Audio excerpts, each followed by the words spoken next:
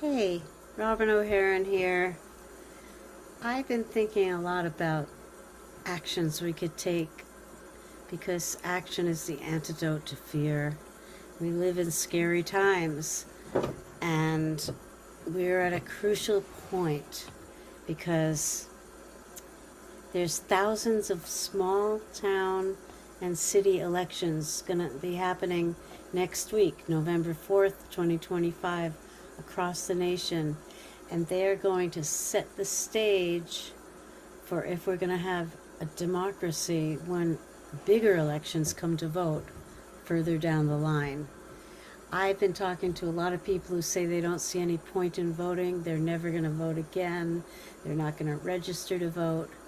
That's how we kill democracy. We need everyone to step up. You don't have to go to protests. You don't have to do anything else even, but you have to vote. It's really important. We need to make our voices heard. We can change the way the government is functioning by our small votes right now. And if you really want to do more, we can do phone banking. We can call the places at risk, like Pennsylvania with their Supreme Court. You can make phone calls and tell people to get out and vote. You can send postcards to your representatives. If you're a Democrat, send them to the Democrats and thank them and tell them to keep holding the line.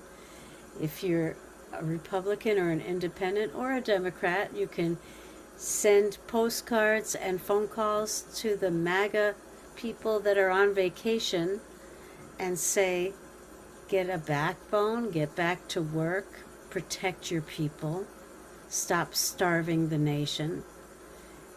All of those things are going to make a difference. They're putting pressure on them to do the right thing, to stand up with integrity, and we need to vote. So I just want to say, voting is a privilege. It's a responsibility. I remember the first time I went to vote, and I have not missed an election since. Sometimes there's not a lot to choose from, but voting is always important.